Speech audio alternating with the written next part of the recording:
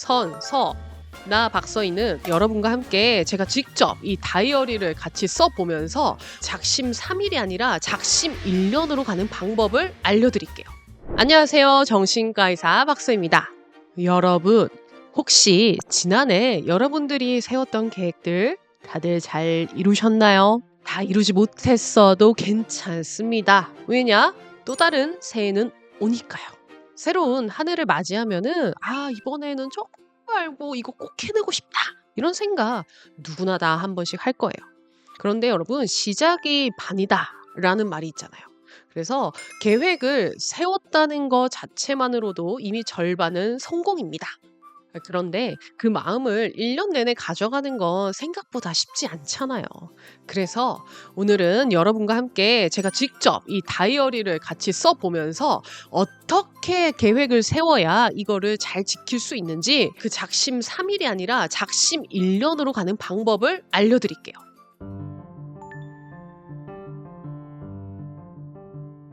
자, 먼저 다이어리를 하나 사세요. 마음에 드는 걸로.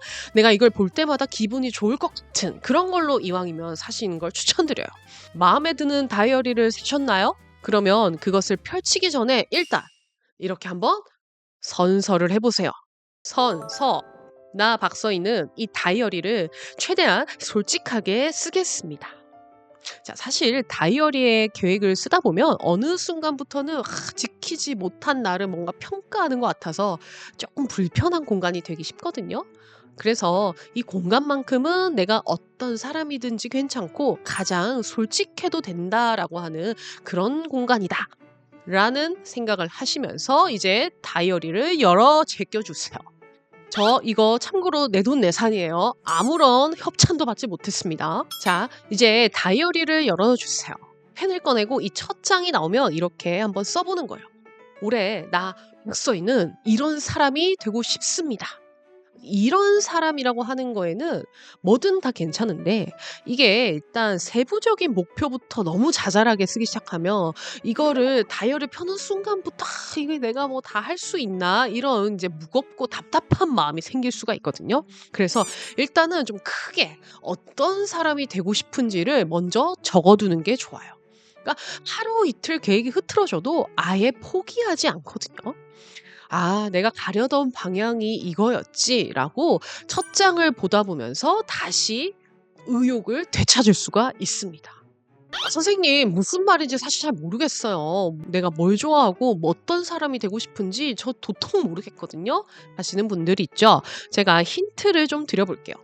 긍정심리학 창시자인 마틴 셀리그만 박사는 사람이 행복해지기 위한 필수 조건으로 5가지 요소가 필요하다고 제안했어요.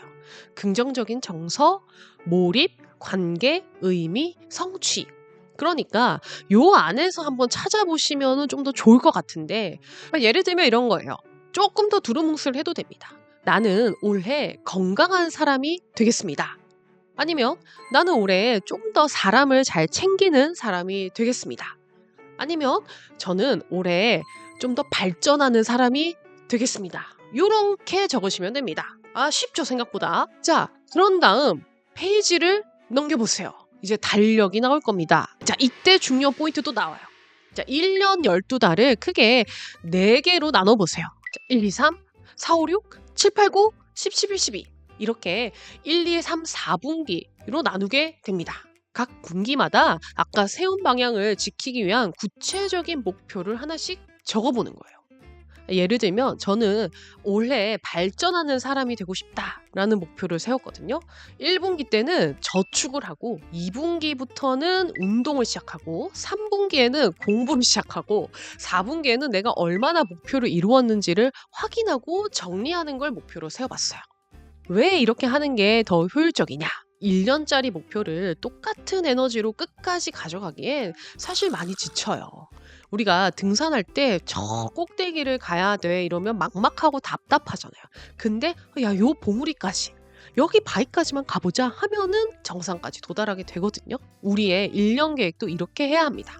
그래서 분리를 하는 것으로 압박감이 훨씬 더 줄어들고요. 또 1분기는 내가 좀 망치더라도 2분기부터 또 하면 되잖아. 그래서 다시 시작하기가 훨씬 더 쉬워져요. 자, 이렇게 분기별로 목표를 정하셨다면 이제는 정말로 더 구체적인 세부 계획을 세워야 합니다. 우리가 사실 나는 공부할 거야, 운동할 거야, 저축할 거야. 이렇게만 하면요.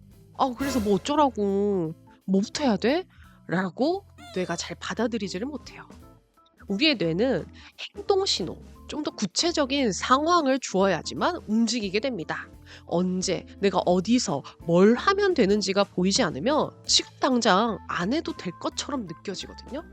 그래서 이때까지 우리가 계획은 다 거창하게 세웠지만 늘 흐지부지 됐던 거예요. 자, 그러니까 세부 계획은 반드시 나의 일상을 콕 집어서 지금 당장 실행할 수 있는 눈에 보이는 아주 구체적인 행동으로 세워야 됩니다. 예를 들어 저축하기 대신에 월급 들어오는 날 통장에 2분의 1은 바로 넣기, 공부하기 대신에 저녁 먹고 책상에 30분 앉아서 책 읽기, 운동하기 대신에 퇴근하고 집에 갈 때는 계단으로 반드시 올라가기, 독서하기 대신에는 잠들기 전에 책 한 페이지는 꼭 읽고 자기. 이렇게 해야 돼요.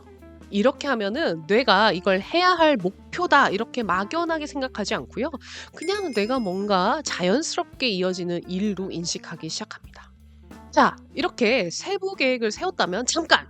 여기서 꿀팁 하나 또 알려드릴게요. 우리가 세부 계획 세울 때는 이걸 한번 해보세요. 꼭 최악의 상황을 함께 생각해 보세요. 우리는 항상 예상하지 못한 일들이 생기잖아요.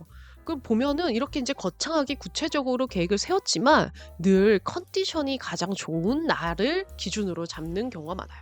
예를 들면 내가 독감에 걸려서 아파 죽겠는데 퇴근할 때 계단 타고 가겠냐고요. 그날은 그냥 엘리베이터 타겠지. 근데 이제 그때부터는 아씨 몰라 엘리베이터 탔으니까 나 내일부터 그냥 계속 엘리베이터 탈래 이렇게 되는 거예요. 그래서 목표를 적을 때는 내가 가장 무너질 법한 순간을 같이 떠올리면서 적는 게 굉장히 도움이 됩니다.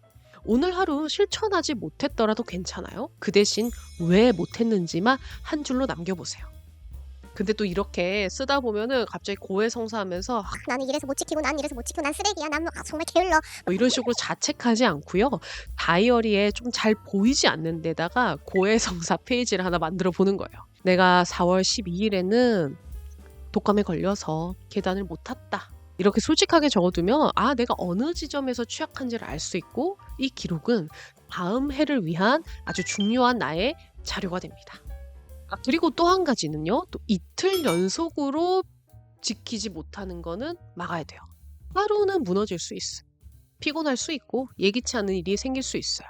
하지만 이틀 연속으로 멈추게 되면은 그때부터는 마음이 훨씬 더 쉽게 꺾입니다. 그래서 저는 절대 내가 이틀 연속으로는 쉬지 않는다. 이런 하나의 규칙을 만들어 두시는 거를 추천드려요. 자, 이제 마지막입니다. 마지막 장으로 후루룩 가서 이번 연도에 해보고 싶은 것들을 이 버킷리스트에 편하게 한번 적어보는 거예요. 분기별로 혹은 월별로 계획했던 것들을 지켜냈을 때 버킷리스트에 있는 걸 하나씩 해주는 거예요. 자, 이렇게 뭔가 나를 위한 보상이 있어야지 나도 신이 나서 더 하게 돼요. 동기부여를 나 스스로가 주는 겁니다. 이렇게 한번 계획을 다들 세워보시고요. 물론 모두 계획한 대로 되면 너무 좋겠지만 설사 그렇지 못하더라도 괜찮아요. 우리 또 이번에 못 지키면 다음에 또 지켜보면 되잖아. 그래서 저는 이 다이어리가 뭔가 나를 비판하거나 평가하는 그런 기록이 아니라 그냥 나를 좀 더 토닥이고 이해하는 기록이 되기를 바랍니다. 끝으로 여러분들과 함께 이번 연도를 같이 할 수 있어서 진심으로 너무 기쁩니다.